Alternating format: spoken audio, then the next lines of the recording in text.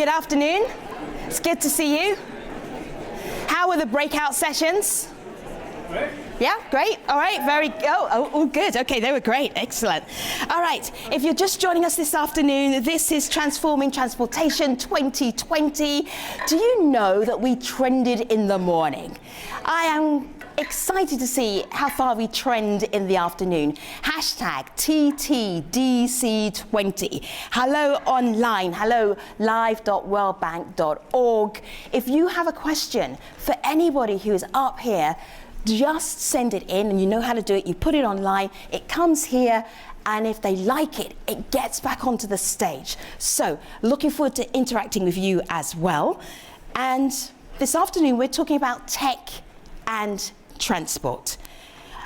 As we talk about tech and transport, somebody who's very techie and very transport-minded will walk from here to here. I think it takes about 5 seconds. That is going to happen absolutely now, although he is refueling on some coffee. Makta Diop is the VP for Infrastructure at the World Bank. He would like to hear how much you appreciate him. Good afternoon. Give me a high five at least. Oh. Okay. So good afternoon, everybody, and it's fantastic. And I would like, first of all, to congratulate really the organizer. It's been a fantastic event. I was quite amazed to see how people attended. Actually, to tell you the truth, I was at the opening session, and I was trying to sneak out of the room without being seen. So I said, let me go by the back door, and I came to the back door, and the outflow was packed with people. So I didn't have the impact, the effect that I wanted, because and I haven't seen, you have a lot of events here, but there are very few events which are this type of follow-up. And Femi, thank you very much for facilitating it. So we're talking about today about technology and transportation. Things are evolved a lot, as we know. And let me just start by what I want to say at the end, so I'm sure that everybody knows what I want to say. I think that today we are where energy was 20 years ago. 20 years ago, people were talking about renewable energy, transformation of energy, changing the mode of producing and consuming energy. And I think that's the same movement that is starting today. So for me, this meeting is an important meeting, because this is a meeting where we can really get together and start a big movement to try to put back transportation where it should be. Not only some things that we are consuming, but consuming it in a way where we will be changing and adapting to the new way of life that this century is imposing us.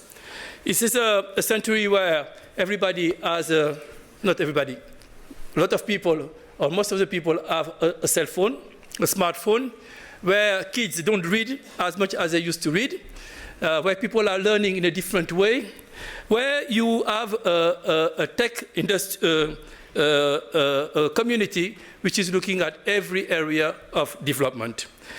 It's not by chance that when I was in Abidjan recently, and in Dakar during Christmas when I was visiting my family, to see that all the startup, half of the startup were developing application related to transportation. And the creativity that I saw on the continent, having kids developing application to help the informal sector to be better integrated to the formal sector, to help the matter to handling the issue of change, which is, for those who travel in Africa know that it's a big problem. All the issues was quite amazing. It's not also by chance that the last CES, which is the largest technology show in the world, was a lot about transportation. Toyota was there talking about what they see as being the city of tomorrow.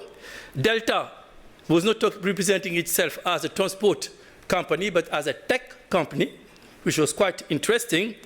And we were hearing Uber talking about flying taxis. So the largest event in the world on technology was largely centered around transportation. So as we are moving in that area, we have a lot of technology will be disrupting the way we are doing business. At the airport now, Delta is telling us that two people sitting in front of a screen will see different things. One will see the information related to itself, and the neighbor will see the information related to he or herself. This is something which is totally different. You go now to airports, you are checking in by just facial recognition. It improves tremendously the productivity and also the governance issue related to transportation. But also it raises a lot of problems because it raises all the issues related to data privacy, how we'll be handling that. It relates also to the issue related to access of technology and investment in digital in countries. And countries who are today able to access 5G with IoTs will be able to do things in transportation that other countries will not be able to do. At the same time, we have seen a fall in the cost of a lot of devices that are important for monitoring and improving efficiency in transportation. Chips are becoming cheaper and cheaper. We can monitor the quality of roads now remotely. In Italy and other places, they are monitoring how tunnels the quality of the tunnels remotely. And when there is a crack in a tunnel, they are able to fix it before it becomes a big problem. We are able to improve maintenance and to reduce the cost of maintenance. And that's something which is extremely important for developing countries. We are seeing in countries, in Africa, people leapfrogging. In Rwanda, people are using now these things to get in the bus. They're trying to put e-buses. We are seeing in Chile a fleet, I think, of 400 e-buses. So things are moving in countries, and people are really adopting that. But to do this and to do it together, we need to have nobody left behind. Therefore, e-mobility should not be only a question, a privilege of the richest country. It should be something that can really make and transform the life of developing countries. Example, we will be organizing very soon a big competition on drones. Country where let me come back again to Rwanda because I have my friend, the Minister Gatete here, but also other countries whereby people are using, I will take more than 3 minutes, I warn you just, sorry, are using technology to address some constraints that they have. Of a mountainous country, hilly country, building a road in that country is extremely expensive. So people are using technology to deliver services. So they're doing it in Senegal, they're doing it in other places.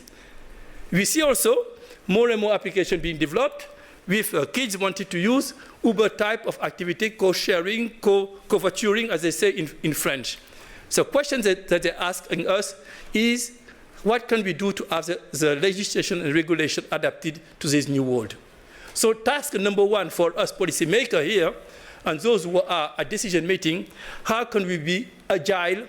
How can we have sandbox legislation to be able to respond to this fast-growing change in the environment we are living in? That's the number one challenge. Secondly, we know that safety and security is often a problem, particularly for women in public transportation. Technology is bringing some interesting solutions. We know that in Mexico, people have been trying some new experiment. We are doing some evaluation in the area of Rio de Janeiro to see some interventions that help reducing the violence in buses, and if technology or other incentives are very useful. So the gender dimension of it will be very much influenced by technology. And for us, this is an integral part of what we are doing in terms of inclusive growth and inclusive and social development. Let's turn now to transport efficiency. We have e-buses, e-taxis, self-driving cars and self-driving buses. Beyond the technology is giving us an opportunity today to think about a different way of organizing our lives. First of all, we will be thinking less and less about a driver, with driverless cars and driverless buses. We are focusing a lot on the infrastructure that it requires by thinking about laser and other type of things. But beyond that, we have some difficult questions that are in front of us. What is the interaction between self-driving car and human? If there is an accident between a self-driving car and another car, or a passenger is run over by a self-driving car, how will the insurance handle that issue? We had a discussion with the insurance industry. This is for them the number one challenge when we are talking about autonomous driving. It's not about the technology, it's not about it's a level 4 or level 5, it's that what is the interaction between the machine and human being. And as we go to this transition, we will have more and more of this interface between the machine and human, and it will raise a lot of questions. Questions which are linked to insurance, to costing, but also ethical questions. Let me give you an example of what we are seeing today. We have seen that the preferences of individuals are very different. And there is an institution in Germany who is collecting data about preferences of people. For instance, when an autonomous car is running, and there are two obstacles passing. One is a dog, one is an elderly woman, another one is a young man. The algorithm doesn't tell you what to do. If you have no options except to run one of the three person, unfortunately, the algorithm doesn't give you what is the solution. The first generation of algorithm was saying, oh, what is more important for us is the safety of the driver. So when it happens, we don't care about if someone is run over.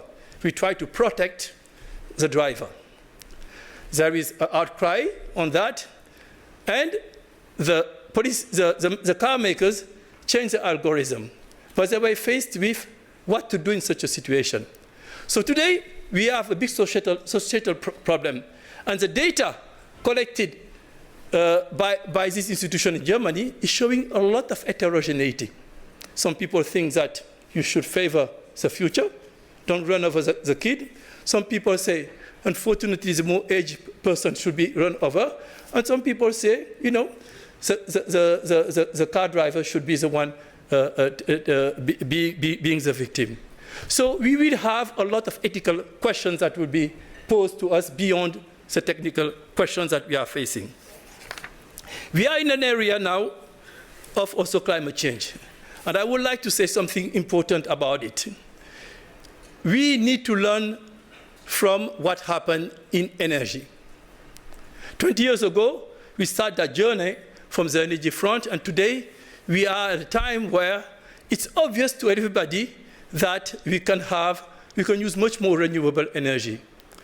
Today, if you look at the discussion, the international community, at least when it comes to developing countries, talks much less about transport than they talk about energy. And we know that transport is a large emitter. So how can we build a coalition to raise the debate on transport and climate change? It's happening in some OECD countries. That was the reason of the Gilets jaunes in France. It's happening in other places, but it's not as central as it should be. We don't hear people talking too much about age car. Why the fleet in developing countries in Africa is so old? People are not talking about what you have different standards, which are in Europe, in the US, and in developing countries.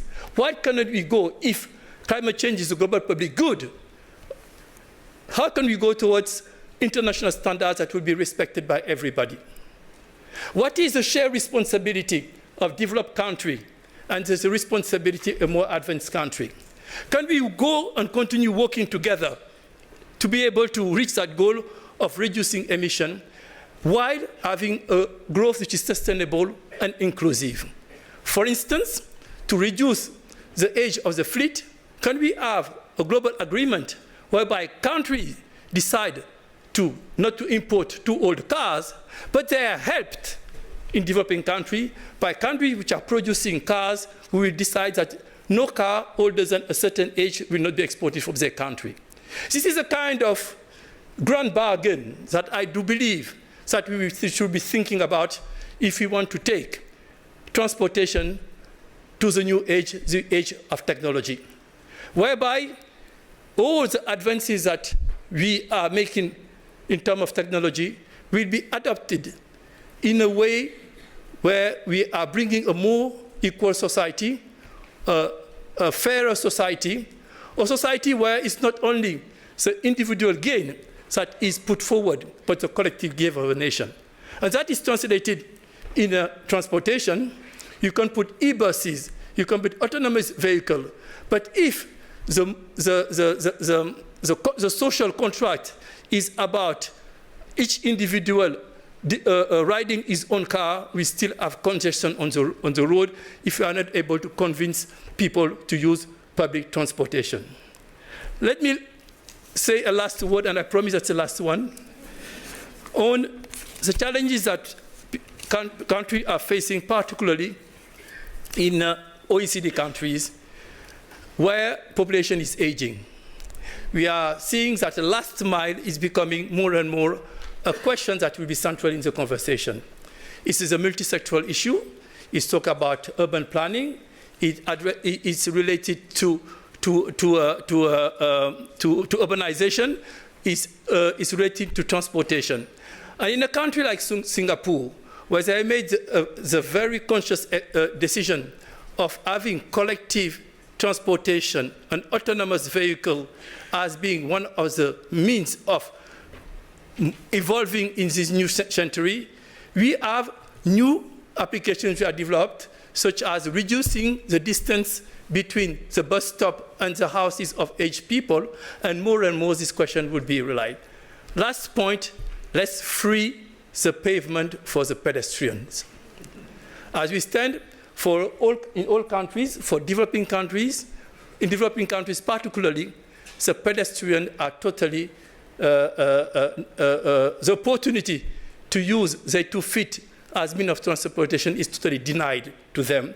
And I think that it's something that, as we want to move in the new century and adopting new technology, we should not forget those fundamentals which are important for our countries. So thank you very much for coming. I think that we all together are shooting in the same direction.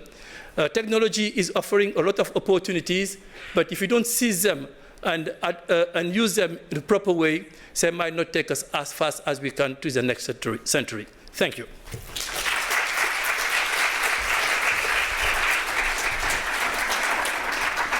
Put your hand up if you heard of Formula One.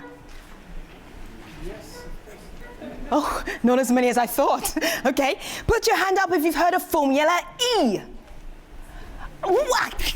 Okay, this tells me what kind of audience I'm dealing with. You've heard of Formula E, but not Formula One. Now you're about to hear about both. Let's play the video. Is the single largest environmental risk to human health today. Electric vehicles are one of the best solutions to reduce urban air pollution. The ABB FIA Formula E Championship actively promotes electric mobility and clean energy solutions to contribute to reducing air pollution and fighting against climate change around the world. Our sustainability programme is based upon 3 pillars. The first pillar is about delivering a sustainable event. We are the first motorsport to achieve the prestigious Sustainable Events ISO 2012-1 certification, which is an assurance that we manage our events in a sustainable way. Through our second pillar, we generate positive impacts in the cities where we race. We do this through legacy programs, such as working with local charities, hosting community programs, and improving the local infrastructure. Thirdly, we're using our global platform to create awareness on air pollution and climate change. Through our educational programs in universities and schools, our involvement in events such as Climate Week NYC, and the hosting of conferences such as FIA Smart Cities, we work to promote sustainable mobility. Formula E is also a technical laboratory to test and implement innovations in the field of electric mobility. Our electric vehicles are a catalyst for new and improved technologies designed to extend battery range, introduce rapid charging, and improve speed, performance, and efficiency. At Formula E, sustainability is deeply rooted in our DNA. Our role is to create motorsport experiences that excite generations into electric mobility and to embrace clean energy. We are racing for a cleaner future, faster. Very enthusiastic people there. Christiana Pace, a motorsports engineer and manager. When we think about motorsports, we do not think about e-mobility. There are so many stereotypes. Can you bust myth a few of them so we understand how on earth these two things go together? Well, I have to say, historically, motorsport has always gone together with technology. And what he has done is trying to be an incubator of technology for then technology after a few years to be trickled down to automotive.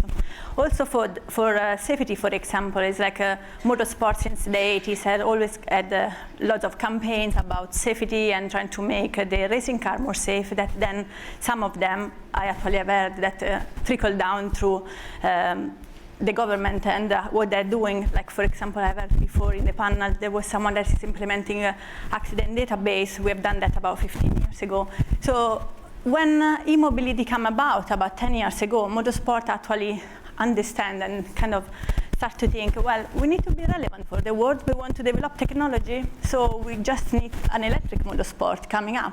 And that's what happened. Like in 2012, the Formula E was announced, and electric motorsport was put on the agenda of FIA, and then it became global. And there is, and from that, lots of development that has been done in the last 5 years has been trickled down to automotive manufacturer. Are Formula E cars any good? Yeah, they are. So I've got a few dates that I always keeping forgetting. They actually go to 208 kilometers per hour, so they are pretty fast. They can do 45 minutes with one battery, so they last pretty long. So range anxiety is completely gone, so that's really good. So you can only race for 45 minutes and then you have to stop? Well, you could race for long, but the format of the race is 45 minutes. Because the battery only lasts that long? No, it's not about that. So the battery lasts much longer. But the thing is that we want to keep racing entertaining as well. Mm-hmm. So we don't want to have people sitting there for 2 hours looking to a race. So, and the weekend is actually a much shorter weekend than Formula One, where you actually have 3 days with practice, qualifying, and then you got the race. You got just one full day, and you got the practice, qualifying, race. Mm-hmm. So you can't say that the battery lasts only 45 minutes, because actually you got qualifying as well on the same day and then practice as well on the same day. But you can't really have 2 hours after all that things. So when electric cars were first introduced, people made fun of them. Yeah. How are people in the motorsports reacting to Formula E cars? Be honest. I know you're trying to tell us how great they are, and you can still do that, but what is the pushback? So are there jokes about Formula E cars going really slow? No, it's a good question actually. So I've done a PhD on Formula E as well that I just completed, and it was actually about the first 4 years of Formula E, mm-hmm. and the perception of Formula E compared with the one with the electric vehicles. Mm-hmm. And I have to say, in 2014, the first year of Formula E, everybody in the sport decided that Formula E would only survive one race. After that completely disaster, it would have gone. But it's not. It's racing since 6 years, and we're still there. And the technology has advanced. So I'll just give you a little example of a little joke about Formula E. So in 2014, the format of the race was very different. It was still 45 minutes, but the driver had to go into the pit lane to do a pit stop, not for changing the tire, but actually for jumping in another car, because the battery couldn't make the 45 minutes, and finish the race. So that was the biggest joke in the pit lane. Like, you need 2 electric cars to finish one 45 minutes race. But that was the format up until 2 years ago. And then the battery development has actually allowed to use only 1 car to finish the race. So that's what it is. That's progress. Yeah. I'm going to make it very obvious for people making this connection between motorsports and e-mobility, and we can do that with tech transfer. What's happening in motorsports that is going to help us in other ideas in terms of transforming transportation? What's the sexiest idea you want to show us and tell us about, where people go, whoa, I had no idea? How about the fridge? Oh yeah, well, that is how we can, actually, motorsport and transfer of technology is going a long way. So since the 80s, the first unleaded fuel was introduced in motorsport in rallies in the 80s, and then was developed for the wider mass mobility. And then there are probably millions of examples, but I think the more interesting one is actually where mobility is not involved and how motorsport can transfer, we were talking before, how motorsport can transfer technology to other sectors. So the example that Femi was referring to is actually an example of what is called the Superfoil, and it's something that Williams Advanced Engineering, that is a spin-off of Williams Formula One, has introduced in the fridge in Salisbury. So when you go in the refrigerator department, it's always really cold, and all the heat is coming out, and it's kind of a waste of energy. It's not really very much energy efficient. So they actually had a study on the radiator of the Formula One car and the Formula E car, and trying to decide how we could preserve this cool, because it's like when you go to a really hot country, you need to cool down the cars quite a lot, so the radiator and some fans that they use actually fit that purposes. So Williams Advanced Engineering has developed these things called aerofoil that is in the UK in the Sainsbury supermarket, where the cold doesn't come out. So it comes out a bit, but it's more efficient than before. So that is kind of like one other way that technology can be transferred to other industry. And I think the more interesting one is how technology has been transferred to the health industry.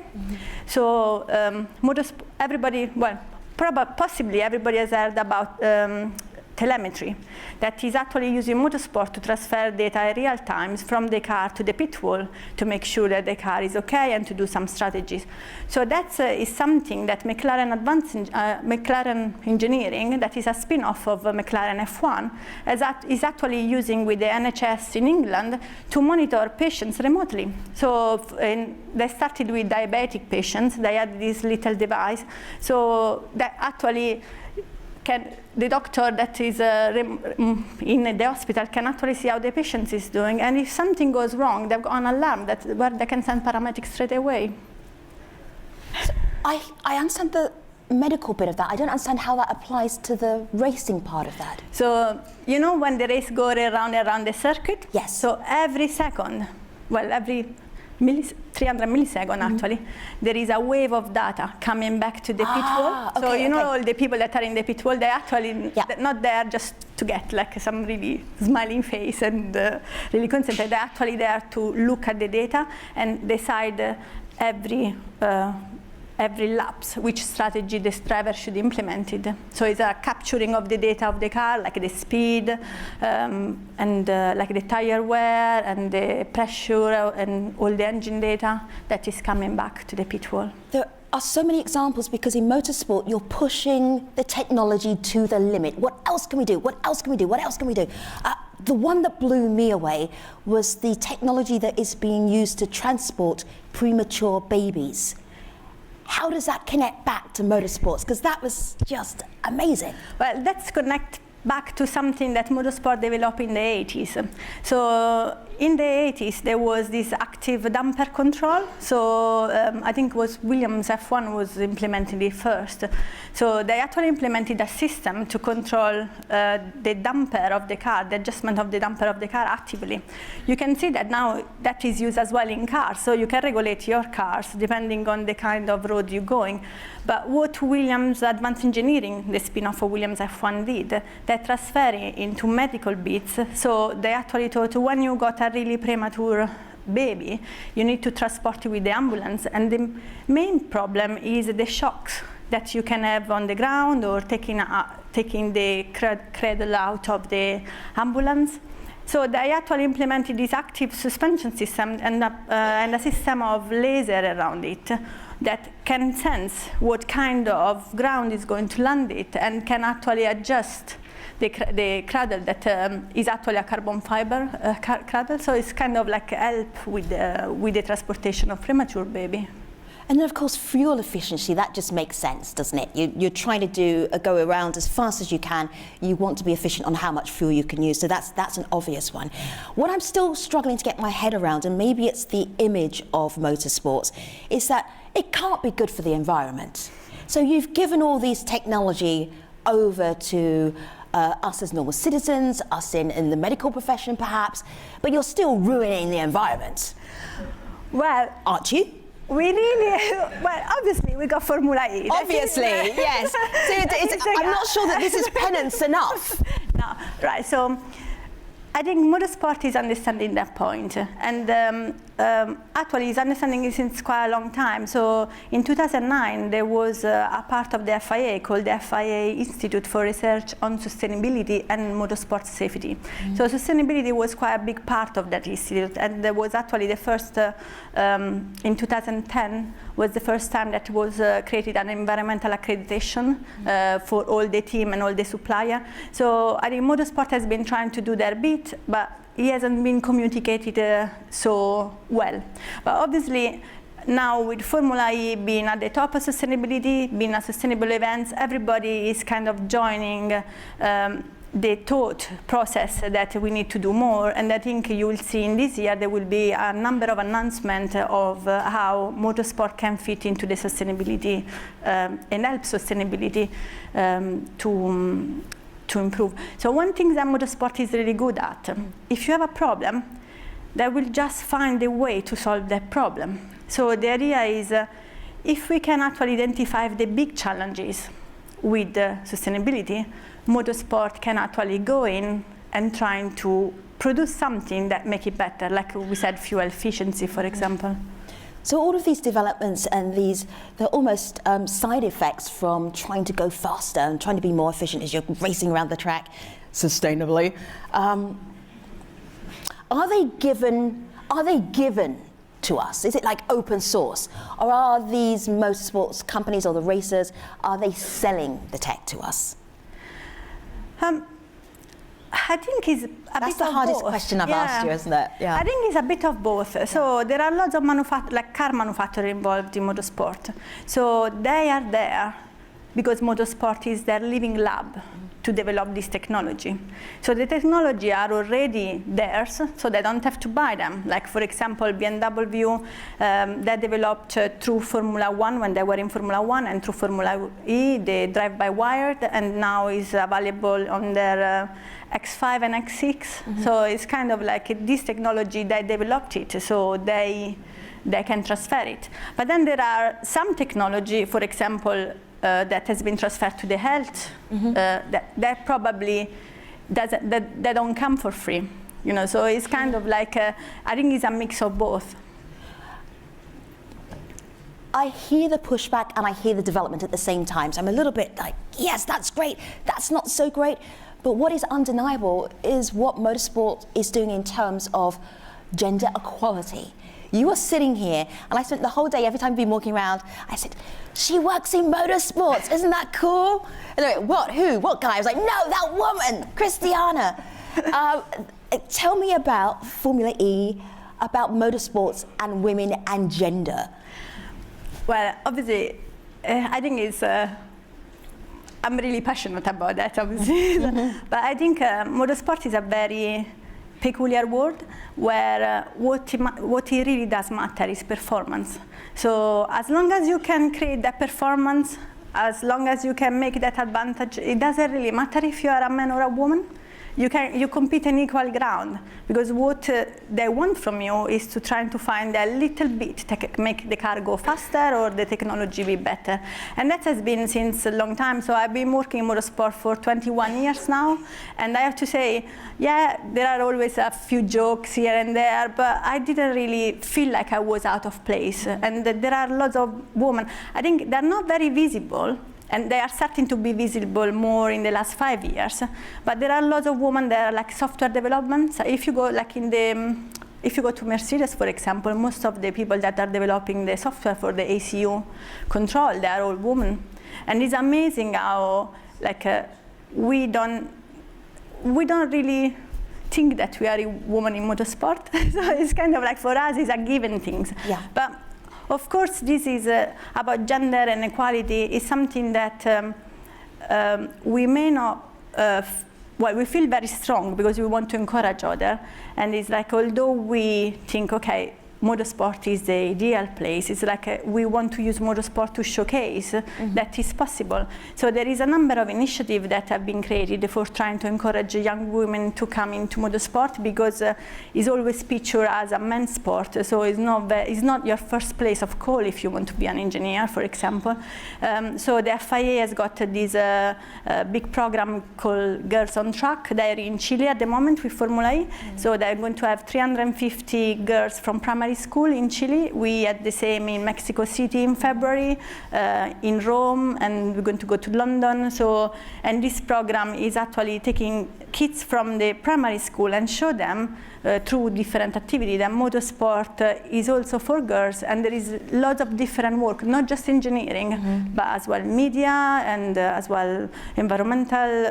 There is an environmental bits in that. So it's, and also other programs like that to be different do the same, trying to showcase in the UK that the change is there and it's possible, and everybody can try to be involved. Christiana Pace, motorsports engineer and manager, thank you for talking to us about motorsports and e-mobility.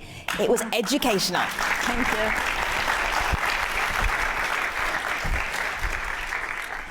Do you remember how to do the poll? Who remembers how to do the poll? Let's put the poll back up there. I am curious about what you think about this. Take out your phones. I know everyone has one. And then this is what you do. You take out your phone, and then you go to pollev.com/TT2020. And there you will find a question. I'm going to test you. I actually don't know the answer. Someone's going to tell me the answer. All right, so here's the question. How much can better transport add to the world's GDP? Is it 250 billion, 500 billion, 1.5 trillion, 2.5 trillion, or 5.5 trillion? Great question. Nico, are we going to put the answer up? Okay, great. It's an excellent plan. What was the answer, Nico? It went very quickly. Is it 250 billion?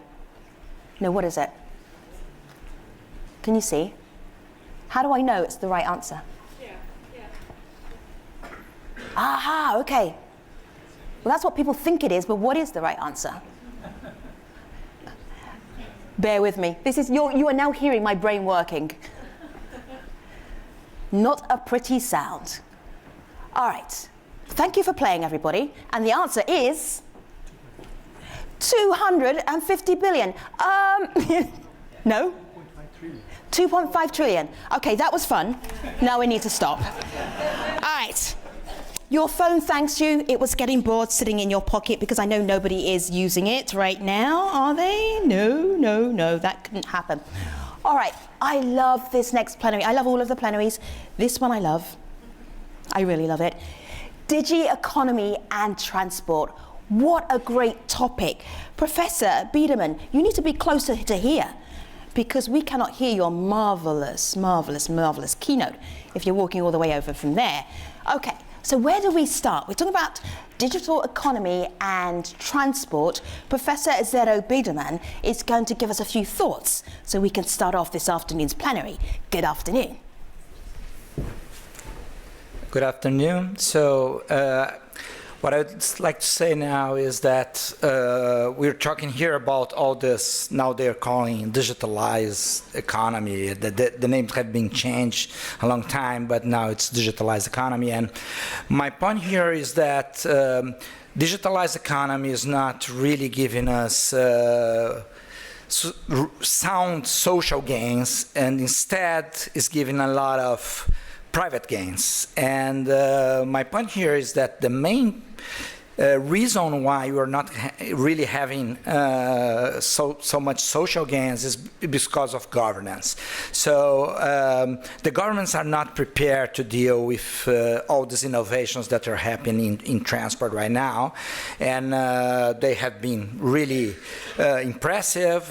They are changing the way we commute for sure, but so far we've seen very few social gains. That's my main problem, my main point here. So, and there are two sides of that. So the first side is governments are not prepared to regulate the new economy. So they don't know what to do exactly. Most governments are kind of just prohibiting new technologies. That's one typical reaction. That's probably not so good.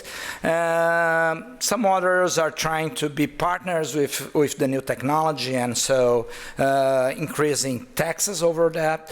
And but it's not totally sound policy, so they are not being able to head it to the right place. So that's one problem. So.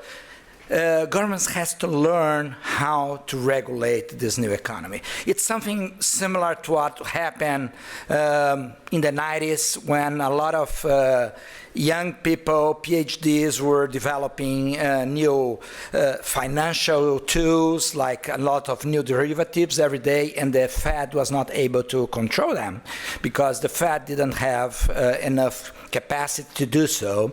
So that's similar in this time, because these guys working for these tech companies, they are getting really high wages. So how can the government control them? So, and they have, besides of the nerds working for them, they also have top lawyers working for them. So it's tough to compete. But as the Fed learn how to compete with those PhDs, making new derivatives every day, the government have to learn how to deal with these new companies and direct their innovations towards more social gains instead of just private gains.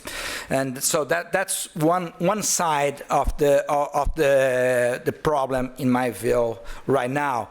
Just going back to the first keynote, that saying that we don't know who is liable for if an autonomous vehicle is in an accident, and actually there was like 2 years ago an accident with an autonomous vehicle that ended up killing someone. So we are not observing Asimov's fundamental law that machines cannot never kill a man. So, but I believe that autonomous vehicles, the main issue right now is liability, much more complicated, I would say, than the technology itself. So if we don't advance in this issue, we are not going to really use this the new technology in transportation. That's one side of the governance problem.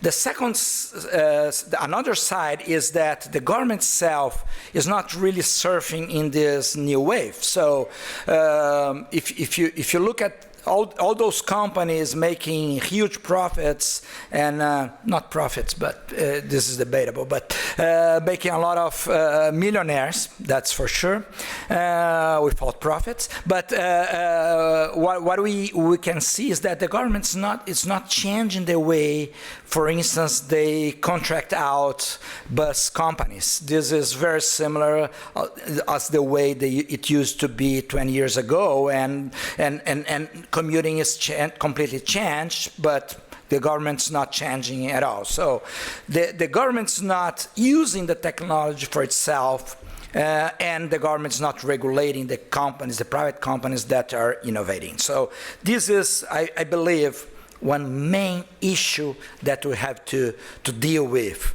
And another very good example of this difficulty in governance, the difficulty in regulating the new economy is the curb management. So curb now is a big issue. So you need to think completely differently about how to manage the curb, because before you have a couple of taxis that were driving forever, so they know how to park, for instance, to stop the car and let the passenger leave. But now you have a lot of new drivers every day, so they don't know how to park. And this is just one example. Scooters is probably a more radical example. So that's something that we have to learn how to regulate, you have to learn how to take profit of that. That's I think, is a big issue that we are just touching the surface of that. And if we don't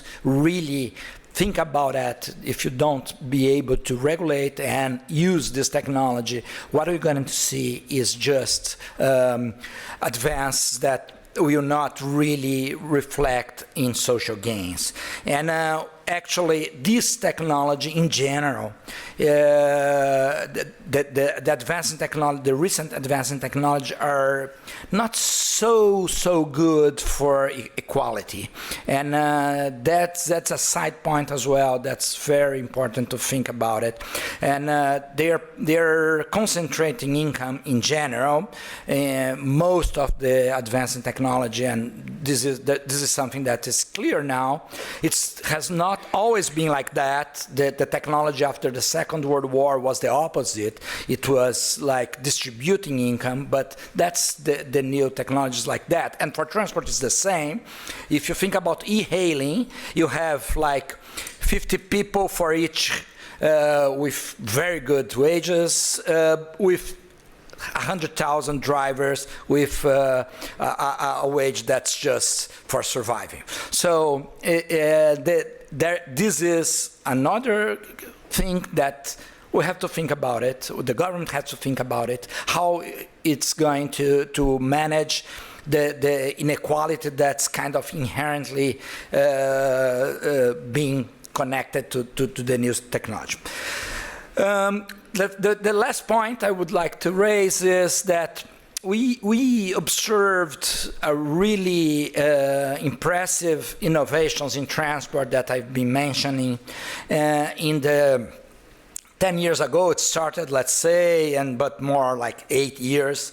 And so there was a wave of innovations that we can say like Waze and Uber and Tesla, so to name three big companies, three successful companies that and all, as you can see, private, for private, basically towards private motorized commuting, and that's the problem. But the point that I want to raise right now is we haven't seen so much advance after that. So it's already like 5 years that we were expecting that this wave of innovation in transport will keep going, and we were going to see new and new things going out in the market, but that's not what we are actually seeing.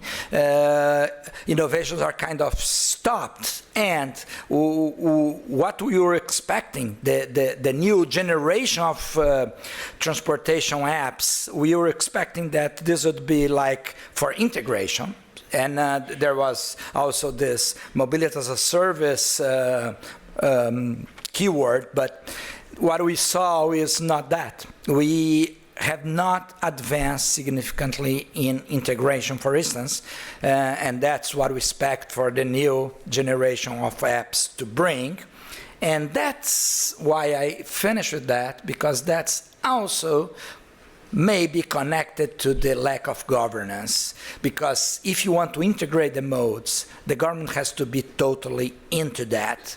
Otherwise, you cannot integrate modes that are controlled directly by the government, for instance. So I believe that to wrap up, we have to find a way to regulate, we have to find a way for the government to get profit from these innovations and allow an environment of innovation so we can keep the innovation going on, we can keep the ball rolling. That's it. Thank you. Professor, not so fast. Come back to the podium. Plenary 3, come and sit on the stage. Audience, use the microphones. Any immediate thoughts about Professor Biedermann's opening remarks? Do go to the microphone. Basically, you're helping me out because you're covering up while everybody's sitting down. Very good. All right, Professor, come here. And sit here and stand here for just a moment. Yeah, just so that you can see people who are asking questions. Very good. All right. Who had questions? Who made notes? I saw some note taking. Any feedback on what the professor just shared with you? No thoughts whatsoever? Ah, fantastic. I knew there was at least one thought. Very good. Please share it with us. Thank you. I have a comment or a question actually when it comes to your last mentioning about mobility as a service. Isn't that, you said that, well, there's no apps that can solve this, but isn't it actually that it could be actually that the different companies are trying to protect their customer base, so that it's actually other drivers that prevent mobility as a service to happen? For sure. It's not just the lack of governance that's governing, the difficulty in moving towards mobility as a service, because, and probably one problem is data sharing. So private companies are not very much willing to share the data, and it's impossible to have a platform doing real mobility as a service if no one shares their data. So at least this is another driver, and we can think about many others, but that's certainly one. How do you see the governance issues involved in this differing across the world? Is it similar everywhere, or are there stark differences? There are differences for sure. The way we regulate it in São Paulo is different from most of the countries, most of the cities, with a kind of congestion toll applied to the drivers. I suspicious to talk about that regulation. Mexico is currently they have a tax, but many cities are moving towards prohibition or a limit in the number of drivers, and that's what I think it's not very smart. Last question for now. Not a question, just a comment. I'm Kuti from Tata. Your observations was absolutely spot on. Thank you. Thank you. Oh my goodness. Take a seat as your head gets bigger. Sorry, we didn't hear that. Good afternoon, Plenary 3. So nice to have you. I am going to get you to do your own introductions. Minister, I know you have people to do this for you usually, but I'm going to ask you, Minister Gatete, tell everybody who you are and why you're important.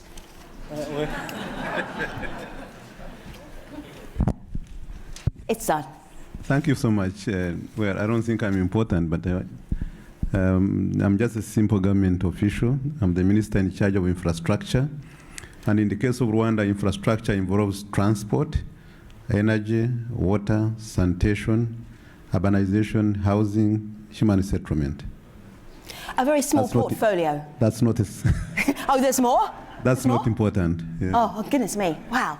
I'm surprised you had time for us. Thank you. We appreciate it. Harriet, good afternoon. Tell everybody who you are. I'm Harriet Tregoning. I run an organization called NUMO, the New Urban Mobility Alliance, that's housed at the World Resources Institute. So I'm here, I think, because I'm exactly like the minister, except it took me, those were all separate jobs for me. So in housing, in disaster recovery, in transport, in environment, in climate change, all different jobs. And so the good news is I did them at all levels of government, federal, state, and local, so I know where the money is. And I know how badly it is sometimes being spent, especially the capital money, so that's why I'm useful. Oh, you're very useful. Look at Catherine looking all relaxed down there because she thinks I'm going to go down the line in order. Catherine, pick up a microphone. Introduce yourself. So I'm Catherine, a software engineer by profession and a change maker by passion. I'm an entrepreneur from Kenya, and why I just deserve to just be here is since I have several years of experience as an entrepreneur, my first startup was actually an online taxi hailing company. That was in 2010. It wasn't very successful before because it was an idea before its time. There were like a number of challenges which I'm more than happy to talk about. And also currently I'm an entrepreneur for a company. I'm the founder of a company known as Jiswara, which is an e-commerce platform that provides an equitable coffee experience for consumers and the farmers alike. So I am a firm believer of the digital economy, and I believe that Africa needs to be at the forefront of the fourth industrial revolution. Salita, good afternoon. Why are you important? So, great question. I'm still trying to figure it out. So I'm Salita Reynolds. I run the Los Angeles Department of Transportation. I also oversee the Open Mobility Foundation.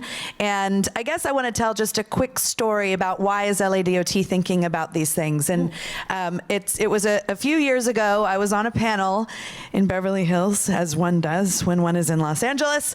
And I was there to talk about autonomous vehicles, and all the other panelists were talking about how great it was going to be because transit was going to be so cheap because we were going to remove the labor cost and we were going to take the transit operator out of the bus, and it was going to be amazing. And I said, counterpoint, as somebody who takes a bus every day, what's going to happen, especially as a woman, if I get assaulted on the bus? You know, the transit operator does so much more than just drive the bus.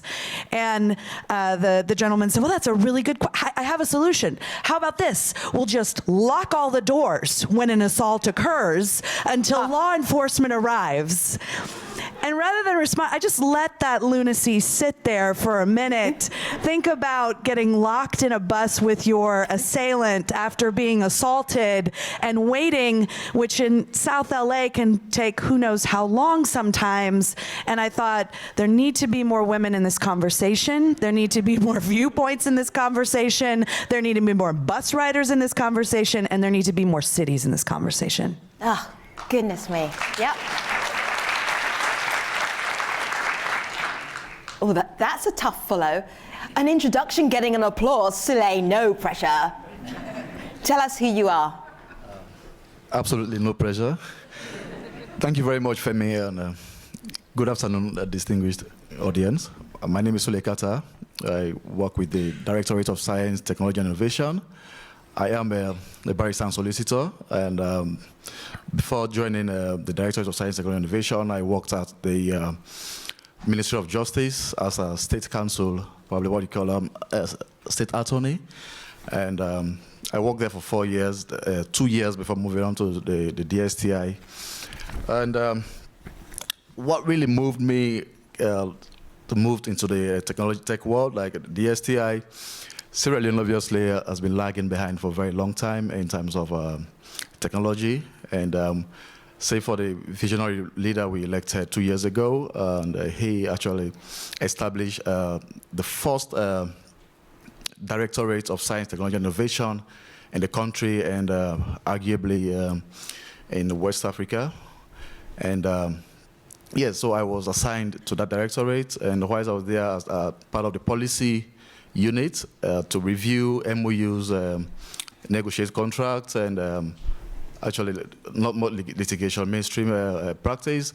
I handled, actually, I took leadership on a few projects. One of the key projects I handled is the Resilient Urban Mobility Hackathon project, and which is quite exciting, which I will speak on as the program progresses, and a few other projects like the drone projects and all.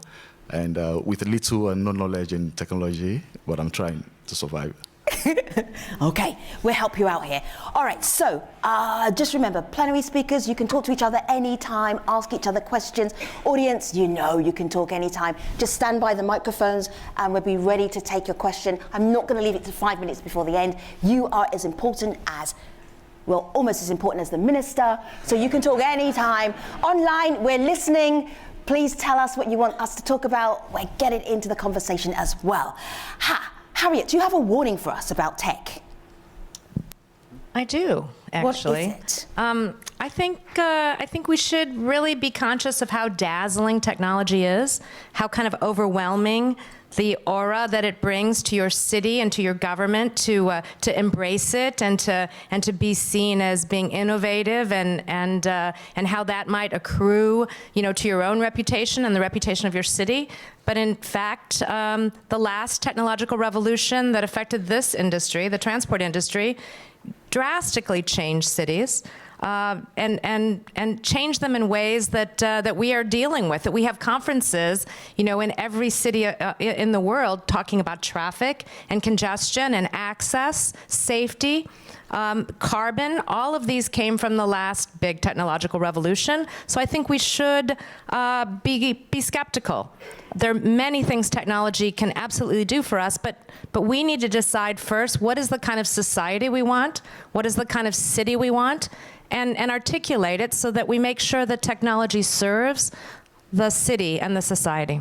So what are you seeing right now that's making you concerned about how fast we're going in that direction? I want to hear an example. A car is too old now to even worry about, cars in cities. But give me something from right now where you're thinking, this could work out badly. So just think about, I don't even know if I'm going to say it's working out badly, but let's talk about how we're handling micromobility.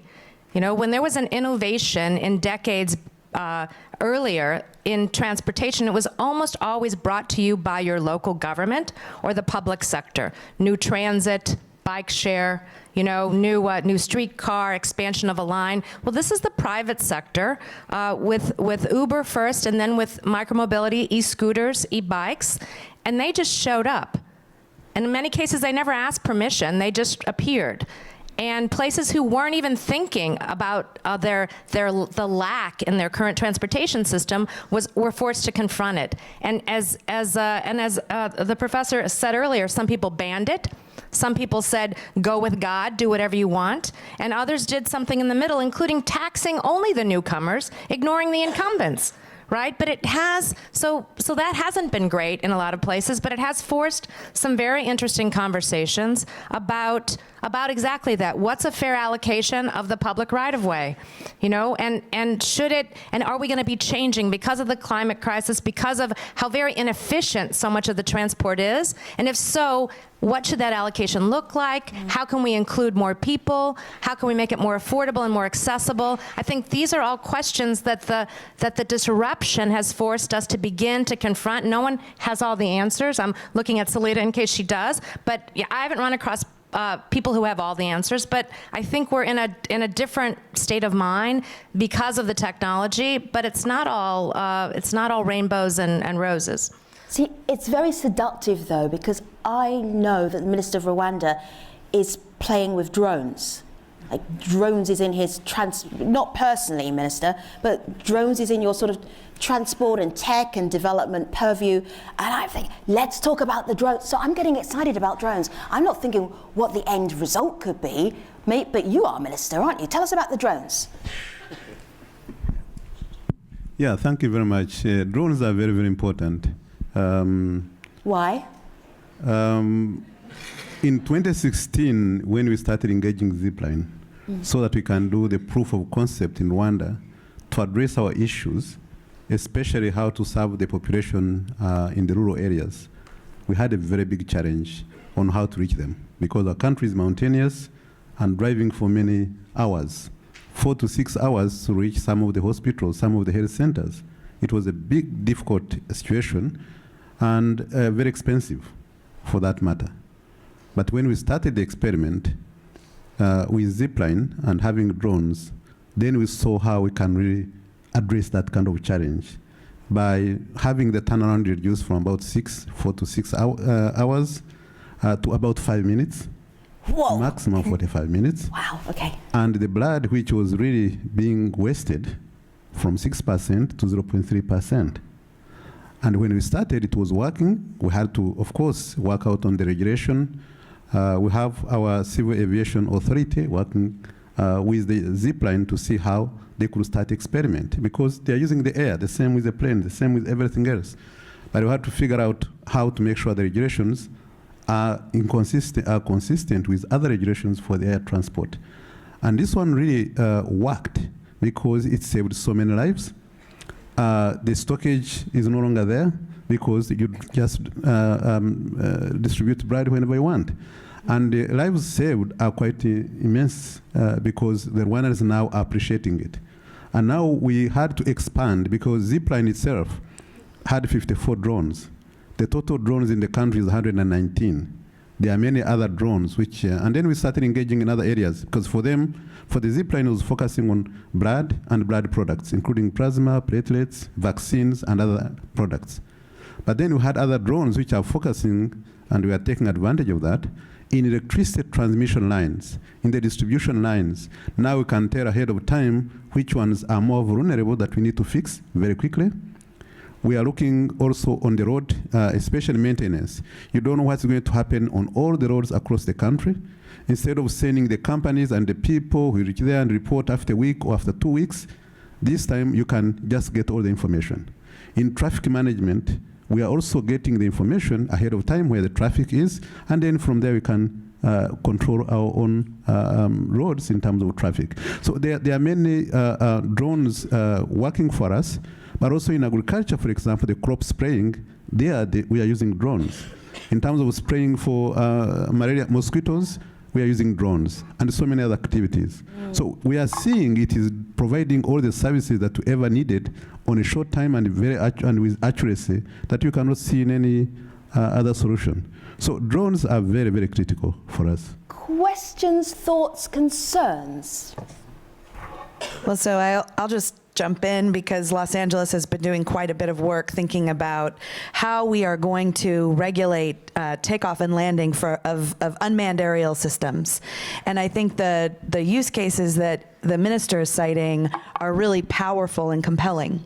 But just last week, I was at CES. I saw the same air taxis that the speaker mentioned before, and those air taxis, I have a lot of other questions about. What problem are we really trying to solve by creating a service for elites in our city to fly over traffic and take off and land on buildings in very congested downtown areas? And when you start talking to them about this, it becomes really quickly obvious that they're just trying to make travel through cities faster for people who can afford it. And from my perspective, that's not the problem I'm trying to solve. And in many ways, when they run towards, this is sort of back to Harriet's point, we know what happens when you create a single point of takeoff and landing or a transit station or a bus stop for people, but you don't integrate into the rest of the system. We have this first last mile problem that creates all sorts of other disruptions and congestion, and we're just going to repeat that same thing in the skies, that mistake in the skies that we made on the ground. And so it is difficult to get a city perspective in there because it's so dominated by private interests. It's quite interesting. I would love to come in at this stage. What we've done is not quite different from what you're doing in terms of drone technology. And Soleil, let me just remind everybody, you're from Sierra Leone. Sierra Leone. Yes, so that they're hearing from different countries' perspectives. Exactly. So what we're quite aware that drone is part of the emerging technologies in the world. And we actually, what we did on the first step, we created the Drone Corridor Project, which actually we created a segregated area designated for drone flight, and as a pilot stage. Then we're working in line with the Civil Aviation Authority in Sierra Leone and also other development partners to actually see how we could work on the drone project and make it safer and then adhere to the international safety standards. And also looking at the challenges we are facing in terms of transportation in Sierra Leone, particularly in remote areas. In terms of roads, the roads are really, really not accessible, but with the use of drones, we can easily access those remote areas and deliver essential life-saving medical supplies in areas, like in example, like oxytocin, which is highly needed in Sierra Leone, and also blood. We transport blood in a very quick and safe manner. and also other life-saving medical supplies. So for us, yes, as I mentioned earlier, we are lagging behind, but now with the establishments of the science, technology, and innovation, and with the vision of the president, we are leapfrog into the AI technology, It's like it's almost like science fiction, but it's science fact. Yes, and that's, artificial intelligence, we're catching up with artificial intelligence, the 3D, and also the drone technology of your mention. We're doing a quite exciting thing in Sierra Leone. Catherine, I'm just thinking from the entrepreneurial perspective, what is most attractive for you in terms of digital development and transport? How do those two go together? I think I'll talk about in regards to the fact, like, by 2030, the fastest growing economies will be on the continent in Africa.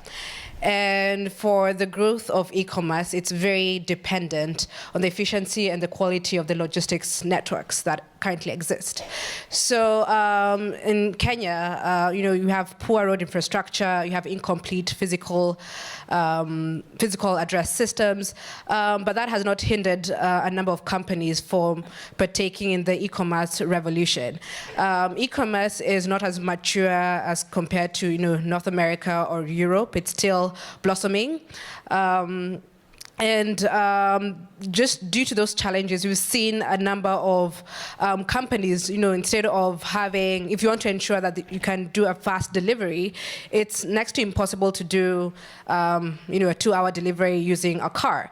So what happens right now is e-commerce players or African e-commerce players are partnering with now, companies that are doing micro-mobility. So any company that does, e-taxis or motorbikes are very promising in terms of ensuring that if I want to have a good delivered within 2 hours, it's actually possible.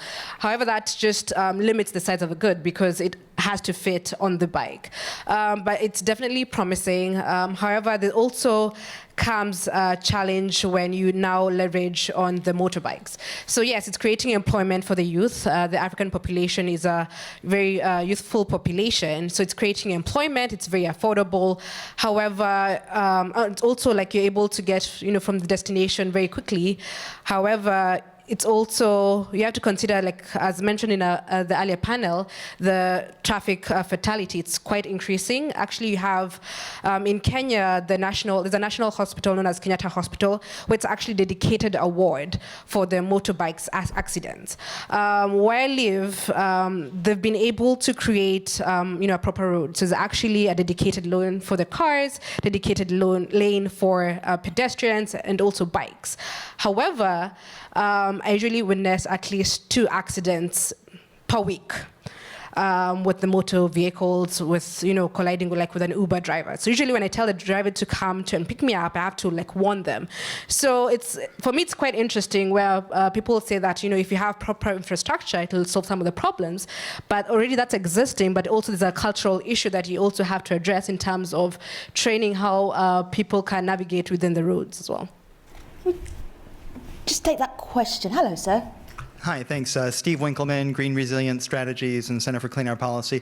I'm curious your perspectives on how technology may help us address some of the root causes of mobility and accessibility problems, and that is of sprawling land use patterns, car-oriented development, and affordable housing. Beyond sort of planning tools, is there some, do you have some ideas of how technology can help advance that? Wow. We could almost visit everybody on this question, just pick one. Harriet, you start first. I talked a little bit about the last technological revolution, and one of the things that the automobile brought us was a substitute for proximity. So our cities for 6,000 years had a very similar pattern. The walkable neighborhood was the basis of it, and the car literally exploded our settlement patterns, particularly in the West, but in many other places. And so I would say we are in danger, of making the automobile commute the normal kind of 30-minute length that seems to be the average be tolerable at a much longer length and much more spread out. I mean, I think the real danger for us is that these technological innovations have the potential to make everything better. We could be more equitable, we could be lower carbon, we could be safer, we could have less congestion, but it could all go the other way. So that's why I really think places like the governance is very important. I agree with the professor, and I think the people on the panel here are people who are doing things, especially I'm very familiar with Salita's work in Los Angeles, to basically say this is the place we aspire to be, here are the rules, and let us talk together about some things that we both care about and that we're both interested in. We are both interested, actually, like if you're a micromobility company and you're a city, in probably seeing fewer privately owned cars that have to be stored on city streets. You're probably both interested in safer infrastructure for micromobility. You're probably interested in more affordability and more access for the people who don't have great access with the current system. So, the problem is most of the conversation is transactional, and it's a rare city where you're having that high-level conversation. So that's part of the reason my organization exists, to try to facilitate that. But definitely there are cities that have degrees of success, and I have an example that is in LA that I can talk about later if we get to it. Do you want to just tell us the example now, because I'm dying of suspense? Okay.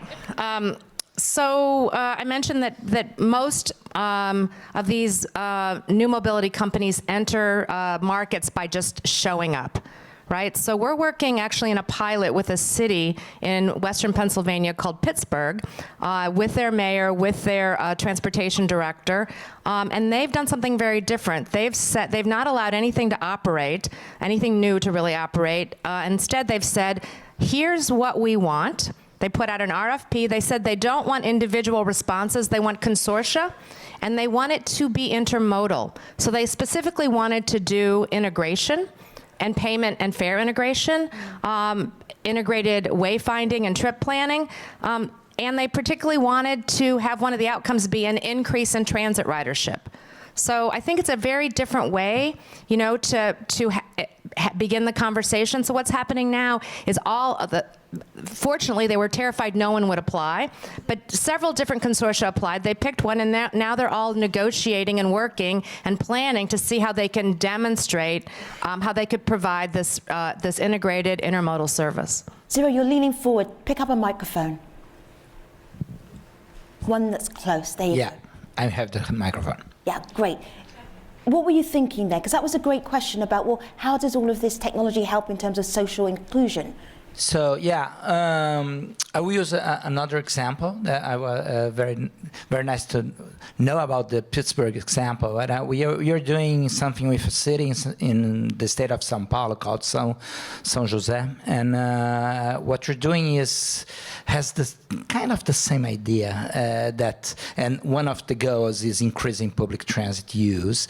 But instead of making a consortium, what we're doing is we are doing a platform that anyone can join, as far as they share their data and they accept the terms of integration. So we're trying to get the same integration idea for a platform. So and I'm very, very much in line with Harriet in everything. So I believe that so far the technology is not really reducing emissions, is not really making our lives easier. And so using the drone example, with the drone we can live much, keeping the 30 minutes, we can go way further. So to the caching of the person, it's like we are going to sprawl even more. So just the rich will be able to afford commuting with a drone, but then they will go, I don't know, 200 miles away, and we get to the job in half an hour. And then, but then they can have a lot of land for cheap and still be half an hour far from the job. We've seen this with the main change. I think the automobile was really the main change in urban form that we've ever seen. But the drone can still do the same story for us, but just expand it. So once again, if what we have to do is, if we want the e-hailing to be last mile, and that's something that will be raised more in the room, we have to regulate them. So and the question of information, who have the information, who have the rights of information, this is crucial to get there as well. So, and LA has been doing an amazing job, I have to say, with the Open Mobility Foundation and so on in information. I think they're in the top, and Chicago as well has been doing very, very nice things. Harry, can I just squeeze in a quick question? I know you have one. Minister Gatete, are these drones regulated in Rwanda?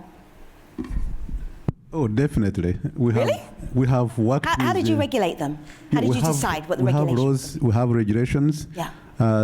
Also the control system monitors where they are going and how they are going, and that's why we have never had a single accident since 2016 up to now with all those drones which are moving every day. They cannot be allowed to go in the air if they are not regulated, and that's why we had to work with the International Civil Aviation Organization to come up with the rules. That's what most of the countries are also copying some of those rules to make sure that they can really fly, because otherwise there will be several accidents, be very dangerous. Do you know what I think I'm hearing? I'm hearing the difference between the needs of the global south and the needs of the global north using exactly the same tech. Well, I don't know how others are working. I can only talk about Rwanda, but what we are saying that in Rwanda we are very careful in terms of laws, and also they have been trying to innovate. We've seen that in terms of the, for example, the air control systems. Now, initially, they used to have the old radios in terms of talking to them. Now, they have come up with a new technology called Birdwatch, meaning you can see it on the screen, everybody can monitor, and making sure that if there are any mistake, then you can correct it very quickly. But this time, the technology themselves is now in place to make sure that you can reduce the risk to the minimum. And that's why I'm emphasizing in the air transport, risk is very, very critical. And that's why you cannot fly if you're not regulated. All right, I have to be careful not to turn this into drone hour, but Harriet, go ahead. I would say that the divide you're really seeing is more accessible. So it might be urban, rural, or close in versus remote. I can see wonderful applications for drones for some of the exactly the same uses where people live remote from medical assistance. And so I think that's absolutely true. We've already talked a lot about doing it post-disaster, to do a quick reconnaissance. I mean, I think there are tons of applications. The question is, are they really a transport application for people in cities? Okay. And I would add, are you thinking about some ways to incentivize or disincentivize sprawling due to drone use? So not just the regulation, the security regulation traditional in air transport, but also something about how to regulate the urban use of drones. I don't think that's an issue in Rwanda. I mean, it's so beautiful and green and spread out. That's not an issue in Rwanda, because when they are helping us in terms of the, I said, in terms of transmission lines that we are doing, in terms of the quality of the road, especially in the rural areas, in terms of transporting some of the basic needs of the people like blood. And that's why we are covering 95% of the hospitals, not those in the cities. It's mainly used outside the cities, in agriculture areas, in health areas, in transport areas. So we are using it basically to solve the problems that ordinary people face. It's not for luxury. It's just to solve our own problems. If we cannot use, if you can use any other technology, that's fine. But this time we have seen drones applied specifically to solve the problems of ordinary people. It is 5:15. We are not going to speak about drones until the cocktail hour, which is not yet. Hello. Hi, and my question is not about drones. My name is Alana Fook, and I'm from the Transport Division of the IDB, based in the Jamaica Country Office. And I have a two-part question. Firstly, what do you think is the potential of digitization of payments in the transport sector to bring about the interoperability and collaboration that's necessary to really push multimodal transportation? And secondly, how the fragmentation of ownership and operation that's common in developing countries creates a challenge for that, and how it could potentially be addressed. Sure, but I also want Catherine to weigh in as well. Would you like Catherine to go first, or do you feel that you have the burning desire to go first? Catherine, you take this one. You better be good after I've done that.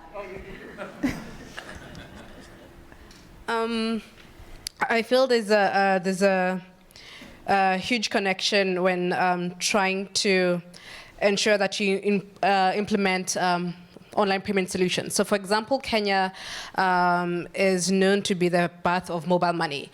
So right now, like literally everything, from just buying goods, doing government services, and even like just paying for transport. I remember like when the online demand or the taxi hailing services came into the country, they had a huge challenge because a number of people did not have credit cards. So you left out a huge population, and as a result, you had companies such as Little partnering with Safaricom, which is the largest telco in Kenya, providing a payment via M-Pesa, which is mobile money. And as a result, they're able to capture a huge population or a consumer base. And as a result, Uber had to now shift their model and accommodate that as a form of payment. So I do believe there's definitely need in terms of incorporating mobile money payments in transport sector. Minister Gatete. Yeah, I think Shah said it all, but I wanted just to say that in the East African region, the interoperability is real, the financial inclusion is real, where all the payments now are done electronically for many things. And that's why one of the reasons why people go on the road is to really get services or to pay for something or for something. And in this case in Rwanda, if you're paying for, if it is electricity, if it is water, if it is fertilizers, if anything, you just pay using electronic means. And that way then you don't have to move out of your area in terms of looking for services. So the use of technology has been very, very helpful because of the issue that she mentioned, which is the making sure that we address the issue of interoperability, where you can transfer money anyhow, anywhere, and for different services, including the e-commerce. I just want to jump in and say that, balkanization is not unique to the developing world. Let me introduce you to the 40+ agencies delivering public transit in the LA region or the 88 cities inside LA County that have to work together on regional solutions. And I think that when we talk about that, payment is the #1 hurdle to getting to mobility as a service. So a lot of times there's this term of art called mobility as a service that people get really frothy and excited about, and it's going to be this amazing app on your phone. It's going to integrate everything. But if you have not figured out how to strong arm all of the proprietary and legacy payment platforms on the back end, then mobility as a service is going to remain something that is only available to you if you are wealthy, if you already have access to a credit card, if you already have access to choices. So some of the solutions to that, though, come with their own things that we have to be eyes wide open about. LADOT operates a transit service. It costs 50 cents to ride LADOT transit. It is a screaming deal, but it costs you even less. It costs you 35 cents if you can pay with a tap card. But the majority of our riders still pay with coins because they do not have enough money to store on a tap card. So as we were thinking about rolling out municipal bike share, which needs to be available to you whether you have a credit card or you don't, we made it so that if you had a debit card, you could actually access bike share. Well, now the bike share fleet is, that creates a loophole for fraud. And so, we've got folks who are getting very cheap debit cards from the drugstore to check out a bike share bike, and the bike share bike never reappears back into the system. But that has to be okay, because the downside of not providing that method of entry for everyone is that it becomes a service that is only available to the people who don't really need it because they already have tons of choices. Is that what you call recognizing policy failures, that you're seeing where the downside? Well, so I talk a lot about how, transportation bears the burden of policy failures in other sectors. So, we've already talked about one of those failures. The reason why people have to drive in their cars in backbreaking commutes and spend over 100 hours in traffic every year in Los Angeles is because we have totally failed to build adequate housing near jobs. And because we do not have uniform excellence in our public school system, parents have to make these excruciating choices about moving, an hour and a half commute away from their jobs so that they can send their kids to a good public school. In the United States, we have not done a very good job of clustering services so that people can age in place with dignity. So now we have a lot of issues around medical services and medical appointments missed, and people having to sort of figure out how to be caretakers for their aging parents. That creates a sort of a burden, and we're the ones that then get the phone calls when, why can't you fix traffic? And so I think it's really important that we cannot talk about transport without talking about all of the things that Harriet brought up in the beginning.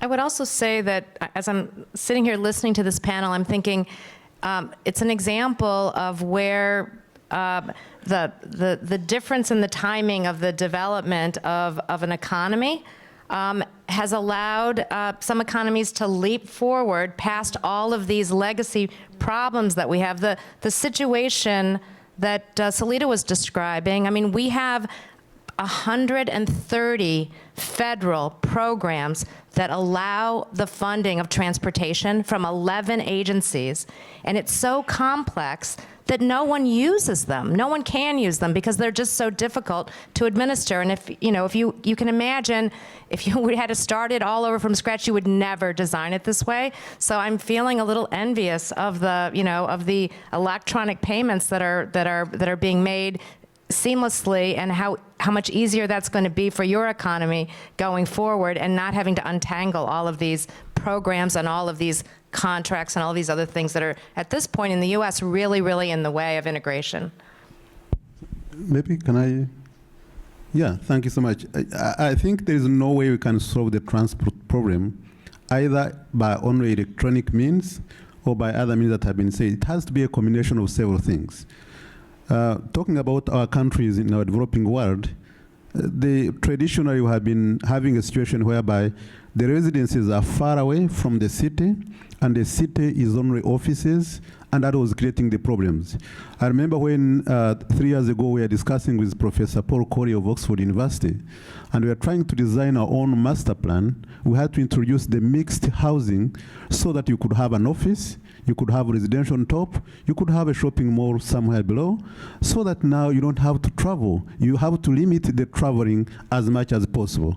You have to create the walkways, you have to create the bicycle lanes, you have to create so that you don't have necessarily to have a car, because the population is increasing globally every year, and at the same time people are becoming middle income. They are getting money, they can afford to buy cars, and you find what you are struggling with is expanding the roads, is expanding the rail, is expanding. There is a limit to how much you can do that. But if you have a combination of making sure that people can live where they don't necessarily have to drive, if you can use certain incentives by at least congestion charges, which can prevent the cars coming in, or it can make it very expensive for them to come in to work using the vehicle for everyone. If you give incentives for the people to move in the buses, like the big transport vehicles, and give them incentives, if you can, there are many things that you can do, but as a combination. And those ones as a combination, it helps in terms of reducing the traffic. It also reduces the accidents, which in most cases, in most countries, we have left it for the police to deal with. But the police can do so much if you don't combine with technology, if you don't combine together with preventive measures, if you don't really address the issues of housing in the urban areas. It's a combination. It's not one solution for everything, only that we have been talking about one area or the other. But I think here one can learn from different countries and then pick what you think can work for you depending on the level of development of your urban area. I should say that Minister Gatete is also Canadian. You can ask him about that during the cocktail hour. And he studied in British Columbia, because some of the examples he was given, you're thinking, where in Rwanda would you do that? But that's because he is, you know, you're very sort of multinational, and you're thinking about transport in a global purview. One of the great things about this plenary and the other plenaries is that you get to hear about projects that you would never know about, like the Freetown Urban Mobility Hackathon. It sounds awesome. Sule, tell us about it. Thank you very much, and it ties in very well with the question raised just now and your contributions. So part of the urban mobility project were financed or sponsored by the World Bank and the Ministry of Transport and Aviation. Part of that component of the project we dedicated to DSTI, a partner with DSTI to see how they could bring in innovation and technology into the transport system in Sierra Leone. And we organized what we call the Hackathon program, which is a new way of bringing people together from tech world and with different background, and also young people, young youth, mixed, male and female, to sit down in a room and ideate and bring up a solution to some of the urban mobility issues we are facing in Freetown. So we, in August 2019, and thereabout, we organized the urban mobility hackathon project in Freetown, and which attracted over 300 people from across the country, from different backgrounds, different universities across the country, but we are only limited to admit like 100 and 111. And they sat in the room in 3 days. We gave them thematic areas that they should discuss and brainstorm.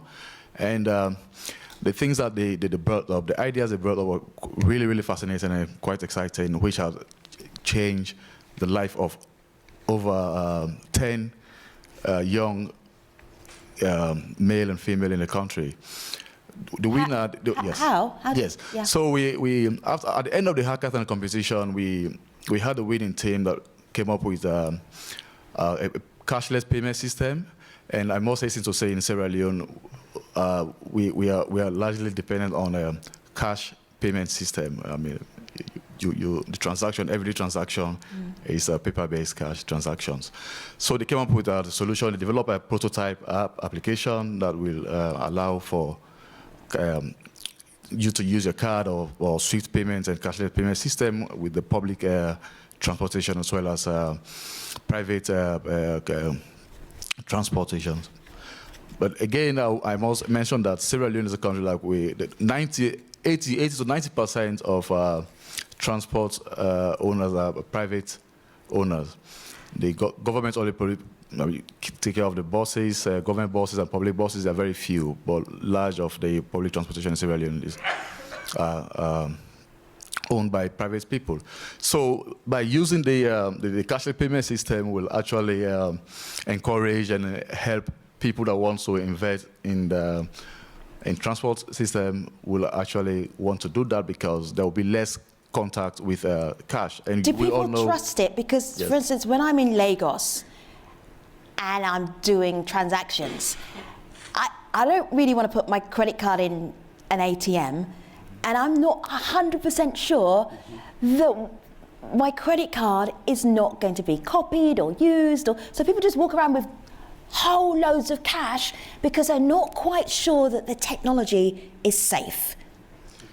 In Sierra Leone, do people, when they're using cashes, they convinced that their money is getting there, that they're going to get their money? Yes, sure. So there's a It might be a Nigerian issue. No, in Sierra Leone, we have the financial inclusion project, spearheaded by the Central Bank of Sierra Leone, and we've also acquired we're in the process of having the national switch payment system, which will allow the operation of ATM interoperability across the banks and all. So there's trust. People So there's trust, yes. There's a regulation in place insofar as because they had the Sandbox project, a regulation which brings up over and again, the Sierra Leone, Bank of Sierra Leone organizes fintech challenges, financial technology, and actually regulates how these apps, applications, and mode of transaction are regulated in the country. Maybe just to complement what my colleague is saying, when I was the governor of the central bank, one of the things that you regulate is not only the cash and the banks, but you force the banks to have the modern core banking system that are known globally, that are used everywhere. And then you have a switch also that is audited, making sure that any transaction can be easily monitored. Meaning it has to satisfy, it has to fulfill the international standards. And that's why the cards we are using, the Visa, MasterCard, so many other known, which have a reputation, which have backup, to make sure that ordinary people who have accounts cannot lose their own money. And there are rules. In case that happens, it's not the person losing the money, it's the bank. It is that's the good. others. Okay. So at least you can be assured of that. Just reminding us that we are talking about harnessing the digital economy for transport. Harriet, what did you write down on your notepad? She warned me you were going to do that. I did. I was just making notes about, I was learning things just as you said you were learning things, so nothing you haven't already heard, I'm afraid. Okay, excellent. I'm just thinking from an entrepreneur's point of view, Catherine, what are we missing in this conversation? What do you know about the digital economy and transport that would be very helpful for us to share? From my perspective, I think just having policies put in place that promote the growth of e-commerce companies or the digital revolution on the continent.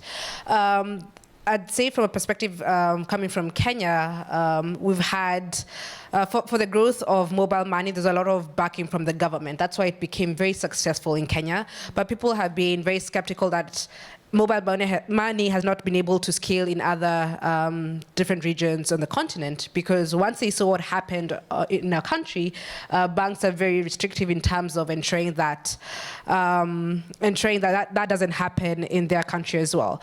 So I feel just being in this space, for example, in Kenya, for us to be able to ship a product from Kenya to the US, it used to be very affordable, actually. It used to be like $3. But recently, the government now introduced, or actually hiked the fee from $3 to $20. So, for example, if you're in the e-commerce place and you want to ship your good from Kenya to the US, your company can actually go down just because of that change, or you have to now look for other options regarding to how to deliver your product globally. So I feel there need to be policies that ensure that startups on the continent are able to thrive and also grow and also to be able to partake in global trade. So I feel just from that perspective, having policies that promote and favor companies to partake in the digital economy.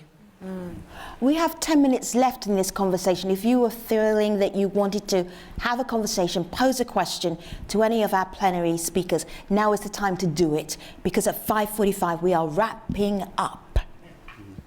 Okay, Harriet, go ahead. I actually want to ask Salida to say something about what they're doing in Los Angeles about data, because I think that is that's really an area where in most cities, there's not really a person in the transportation department who has a core competency in data science, right? So this is another way in which there's an asymmetry between the private sector and what the regulators, might be, be equipped to do.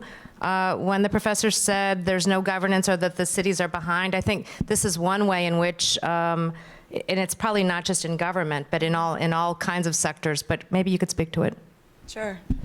So one of the things that the city of LA had been working on and thinking about when we were thinking, I was hearing all of these companies talk about Los Angeles and how they were going to bring their amazing companies to Los Angeles and things that were going to fly through the air, or in another example, things that were going to tunnel underneath the city of Los Angeles. And it felt to me like to the professor's point, the scales had shifted so far towards the private side that we were losing our ability to govern the public realm for the public good.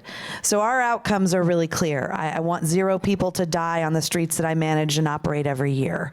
I want kids to be able to breathe clean air. I want them to not miss school because of childhood asthma. I want to cut emissions. I want to correct historic social and socioeconomic and racial inequities through transportation. But we were being left out of the conversation. And so we started to think about how were we going to catch up? And really the revelation for us was that the business model shift to private companies delivering mobility on demand optimized for individual efficiency is really about the smartphone. That business model change was something we had to reckon with. And the second business model change is that we were going to increasingly see companies operating fleets rather than individually owned transport. And as that shift happened, we needed to figure out a way to create a digital version of our physical world so that we could continue to manage it. And I tell the story about being in the car with my director of external affairs, and we got to a stoplight where my engineers had gone to a lot of trouble to put up a ton of signs saying no left turn, and maybe 20 signs in our line of sight, and the navigation system in this car said turn left here, right? So what does it mean anymore for the government to go out and make changes to the physical street if it's going to be quickly overridden by a private company operating on its own motives, right? Which are mostly about returning value to shareholders or returning value to individuals, not returning value to the collective good. So we created this thing, we started thinking about it called a mobility data specification, and we were thinking about drones and autonomous vehicles and millionaires burrowing under our city, and then scooters showed up. And so we thought, well, might as well try it. Let's see how this goes. Because I also did not want to put my own finger on the scales, to Harriet's earlier point, of the market. I wanted every single company that had a product that they thought would solve that problem in Los Angeles to be able to come. And the only way to convince my elected leaders that there would be a grown-up in the room was for me to say, I've got a tool that will allow me to manage this stuff at scale. And we launched it, and quickly 2 things happened. Thing one is that cities all around the world started using the mobility data specifications because they were a moment in time solution to a problem that was shared by cities.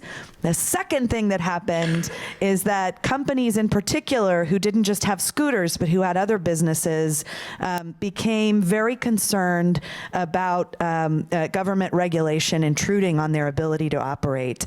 And we sparked through that, I think, a very healthy dialogue that hadn't been happening about privacy, about the balance between public and private. And that's the reason why we founded the Open Mobility Foundation, is that we needed a place now to convene and have that conversation. And organizations like NUMO and OMF, I think, are going to play a really important role in the future of smart cities and sort of the digital economy and transport. How's traffic in LA these days? What traffic? Touche. Hello, thank you for your patience. Go ahead. I'm Cecilia Briseño from the World Bank, and I am finding this conversation fascinating. I can see here kind of the half full glass and the half empty glass. But what I found fascinating, and I'm going to quote one of the speakers of this morning, is the advantage of the latecomer. Because what I see in seeing the optimism of grabbing the advantages of digitized and the digital economies is the ones that, fortunately, are the ones can benefit. And I can see why mature systems like the one depicted by the 2 panelists in the center and the Sao Paulo experience can have some frustration on having mature system adapting to the new world. But I cannot but seeing advantages of the latecomer on the other side of the story. When you have the problem of not having a phone, as you say, for somebody to pay and have an integrated system of payment, that induces to have financial inclusion. When you do have an increase in urbanization rates that in a city which patterns has not been defined, what you have is an opportunity to shape that city.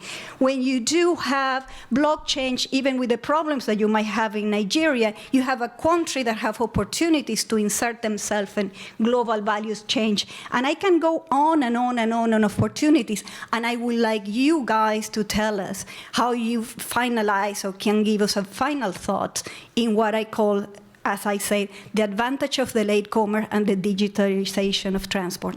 I'm going to do something that I rarely do, which is just keep that in mind, okay? Because it's a good closing. And I do want to squeeze in one more person. Make it pithy and then make the response pithy. Okay, go ahead. Thanks. Anson Stewart, a researcher at MIT and Convail. I was struck earlier in the conversation that we kind of bridged the question of drones versus urban transportation with the concept of access, that access is a universal need. And maybe it's not just, thinking back to this morning, a 30-minute city, but maybe it's a 20-minute town where you need some things and a 45-minute region where you can get to other things. So if access as a concept can bridge some of these divides, could they also bridge the dozens of different federal programs or the 88 cities in LA County? Could, if people had a concept of access and tools to measure it, would it help us coordinate across some of these divisions? I'm going to be really bad and just say in one sentence. Salida, yeah. Yes and no, but mostly no. Yes and no, but mostly yes. Oh, I like this game. 0. Maybe. Catherine, are you agnostic on this one? Do you have an opinion? No. No. Oh, she doesn't need a mic for that one. All right. So, where are we? Okay, very good. Perfect. That was a perfect closing thought. Very good. I like that. The advantage of the latecomer, is that basically what we've been talking about? It's that we're talking about different parts of the world, different issues, and digital economy and transport. Sometimes we've gone very broad, but does it boil down to the advantage of a latecomer? Minister. And this is short. I know that's hard for ministers, but this is a brief response. Yeah, I think everything we've been talking about here, whether it is financial inclusion, the interoperability that we've been talking about, of course, what we haven't talked about that is very, very important is really the safety and security on the road, especially losing many people, and the technologies that are being used. All these things, we just had to grab it. Because it was being used, but we had to improve to make sure that it can suit our own situations. And you see the global north kind of messing up, and you're like, good example, thank you for sharing that. No, actually, we are using them as consultants to help us make sure that we don't make the same mistakes. That's what I said, but you said it more diplomatically. Harriet, closing thoughts. I would say it's a matter of degree. In every country, there's a degree of development, right? And the United States is a place that, as an example, that has enormous variations in terms of landform and mobility options. So what this revolution has done in some places is say, oh, we don't ever have to worry about improving our land use and putting things close together. The technology will solve it. And that ballot initiative on transit, yeah, we don't have to do that. So I think that is exactly the wrong direction, but I do think there are examples, depending on what kind of a latecomer you are and how many legacy systems you've developed or not developed that could get in your way, where it absolutely is an advantage. Let's just catch out Catherine again, because I love doing it. Catherine, take a microphone. Closing thought. I mean, I'm talking 2 lines here. I'd say finding opportunity in the chaos is what the continent is doing. And also the continent is powered by mobile technology. So right now we are being able to partake in the economy, and it feels like it's a level playing field. So we can catch up. Oh, that's so positive. Sule. Thank you very much. I will always say, leave no one behind. And of course, we are facing challenges at the moment while we're trying to catch up with the rest of Africa and the rest of the world in technology. And we have a lot to learn from the minister. We're working on a similar project like drone project, and they are ahead of that. And we literally started the project about a few months ago. We launched the drone corridor in West Africa. Yeah. Thank you very much. Nicely done, adding in that little extra little message there. Salita, this has been such a fascinating discussion from different parts of the world and the different challenges. One last thought, like a single line, a takeaway, what is it? I guess, from my perspective, the problem sets are really different, and it may be that technology lends itself to certain problem sets. But I think the difference, something we all share, is that we have all inherited decades of decision making by our foremothers and forefathers that create a real legacy of inequality. The neighborhoods that we bulldozed to lay down the freeway system in the United States, it was no coincidence that those are low-income neighborhoods of color. And so when we go in with a new technology or a new idea, whether it's a bus-only lane or a mobility app, we have to first take responsibility for the legacy of those decisions, whether you're a latecomer or a newcomer. Professor, how would you grade this conversation? I'll give it an A. Woo! All right, good job, audience. Excellent. There's a conference that you want us to go to, Minister. What is that conference? I banned the drone word, right? You do realize I banned the drone word? Yes. So what's the conference called? The conference is called the Africa Drone Forum. So you can't avoid it. All right. And we are inviting everybody here to come to Rwanda, especially for those who are coming for the first time. You can bring anything you want except plastic bags. Oh, nice. And this is going to be the best experience. It's a conference that we are doing together with the World Bank. All right. And are you also the Minister of Tourism? And I'm also the minister in charge of drones. All right. But it is now 5:45. It is cocktail hour. You can talk about drones all you want. Your plenary.